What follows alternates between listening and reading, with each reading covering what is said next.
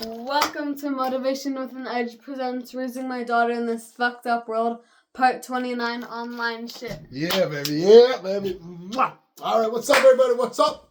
Welcome. Make sure before we talk, like, subscribe, share, comment. Comment is actually the reason why we're doing this video. I was going to do a different video, which I'll end up probably doing the next one. Yeah. But I was reading my comments just to prepare for this because I forgot what part we were on. And I saw a comment from the last video, and I never saw it before. I usually see them, I try to reply because I care. If you take the time to comment on a video, I respect the shit out of you. But somebody mentioned, I didn't read the full comment. And I pressed on, I don't know, maybe it's because it said what it said, but like I said, I saw her and sex and something about, and the vibe changes in a man's body when he has a 12-year-old daughter and he starts seeing people act differently or say things. And I remember it was actually a couple of weeks back. I just talked to her about this for the first time because these are like, we're not uncomfortable with anything. It's just I don't need my daughter to feel. I'm exposed to a lot of things, but when it comes to like sexuality, and she's 12, I don't want to like. I understand, and we've had talks before. Don't get me wrong, but they talked about like, we all know this now, the technology with AI, but you can put like a face. The guy was saying, make sure you don't post pictures of your kids online or fucking whatever videos, because people. She's a beautiful girl, and people are creepos. 12-year-olds are attracted to some people, and it's just like the thought of it. I was like, fuck.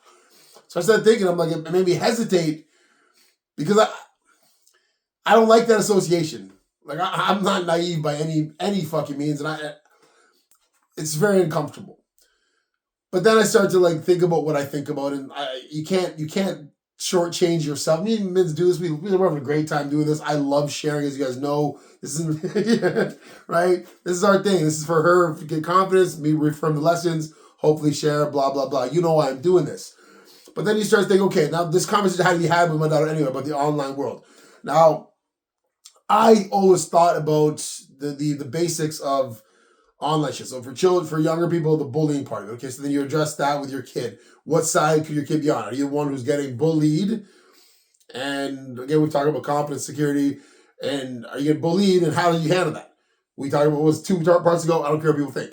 So my daughter, I've taught her, and hopefully you've talked to your kids about how easy it is for people to just pop off at you because of their own bullshit. We know that. Then there's the other side of it, the ones who are administering the online bullying, and we've gone through that too, the Mean Girls one, right? And that's just parents who haven't given their kids a myriad of feelings to make them feel good about themselves. Security, validation, affirmation, pride, whatever it is to make someone not feel the need to reach out to other people. And then you play the other things, so then it's that, okay? And then you start looking at the other stuff that's a little more difficult, like predators and online stuff. And I don't know how to not be mean, because it's weird, because you don't want to look down on people, because if something happens to someone's child, it's really, really, really bad. But I can't imagine my daughter ever being like online and like lying to me or her mom about going out because she got lured by some 40-year-old acting like a kid. It just seems so ridiculous. I'm not saying, oh, I'm the greatest parent in the world. It's just like, what the fuck are you teaching your kid that they're walking, that they feel so shitty, they're getting charmed, and, right? And it's fucking creepy, because I'm not dissing anybody, because if that happens to your child, it sucks. And my daughter, are you online at all? Other than like Roblox and stuff, which I know has its own stuff. Don't worry, I know about Roblox and the creeps on there. Don't get me wrong, I know. But like, are you on Instagram? No. Snapchat? No. Facebook? Okay, so that's not some sort of like hard rule, because I'm a pretty liberal guy. I'm sure you guys can tell by now. But she's never asked for it, and I've never offered her to be on social media. I think a lot of it's, when I'm on social media, all it is negativity. I learn a lot. Don't get me wrong, I learn a shitload. My algorithms are about insight and learn, but of course, I see the downside. And the lesson here is, I don't know the lesson I'm trying, because I'm not trying to teach a lesson. This is me talking with my daughter, and the world outside of us it's very easy to be, is it easier or harder to be a piece of shit online? Easier, because you're behind a screen. Yeah. And it's like a fake reality. And in this world we live in now, people are just, it's like this subjective world where it's just unhealthy. Part of why I don't want it. Part of it, you lose your grammar, the way people talk. You lose the ability to filter yourself. And that's coming from me, who's like, I don't really, but I'm not gonna pop off at strangers. I have in the past, and I get out of there because I hate it. It feels gross. It feels ugly. You know, and I wouldn't want my daughter to be like, fuck you, you son of a fucking bitch, you hate this. Right?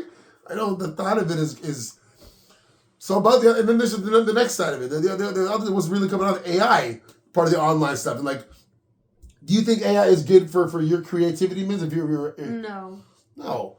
Like there's AI people want like they have to make a whole thing, don't let AI write your, like I used to love writing essays and learning, and maybe it was part of why I learned to be a critical thinker. Right? Like, and I don't want to take away the creativity and create. That's part of our zest for life. Create shit, learn shit, grow shit, do your own shit. Not, hey, ChatGPT, add one of the little Chadwick and the fuck. Use your brain. Yeah. And so it's all these different things. There's not a lot of, like, it's just, I talked to her about all this because I don't know the answers. I just don't want her to be caught. And I, myself, don't want to be caught. Because there's so much shit out there. It's a shitty world when you see the lowest common denominator is always out there. It's like if you're only dating experiences on Tinder as a man. You don't know about the sub-mans, but it's the lowest common denominator shit. So you could get caught up in the or understand what it is.